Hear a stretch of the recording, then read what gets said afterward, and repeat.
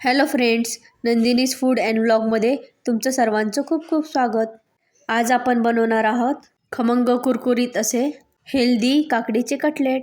ही खूप सोपी, झटपट होणारी आणि कमी तेलामध्ये होणारी अशी रेसिपी आहे.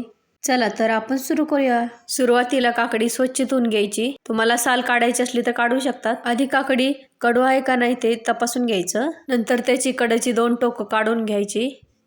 नंतर खिसणीने खिसत राहायचं.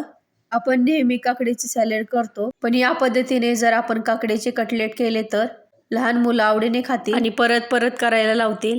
काकडी खिसून झाली की त्यातील पाणी पिळून काढायचं आणि नंतर ते एका बाउलमध्ये काढून घ्यायचं. स्नॅक्ससाठी हा खूप छान ऑप्शन आहे. पाहुणे आले आणि त्यांना हे काकडीचे कटलेट दिले तर ते कौतुक करून खातील.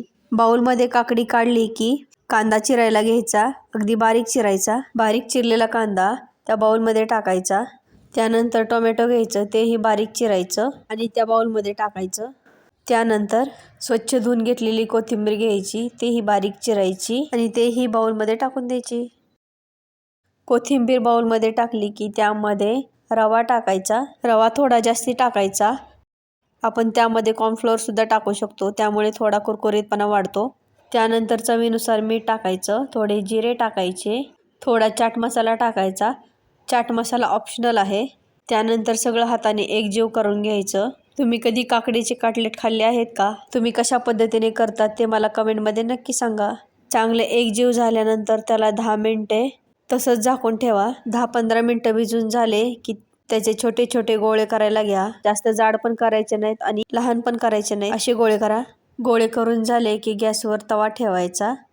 तवा ठेवल्यानंतर त्यामध्ये तेल ओतायचं आणि ते गरम करायला ठेवायचं. तेल गरम झालं की तयार केलेले छोटे गोळे तेलात सोडून द्यायला लागायचे आणि थोड्या वेळ तसंच ठेवायचं. त्यानंतर सगळे गोळे पलटून घ्यायचे. कुरकुरीत होईपर्यंत तळून घ्यायचं. कुरकुरीत तळले की काढून घ्यायचं.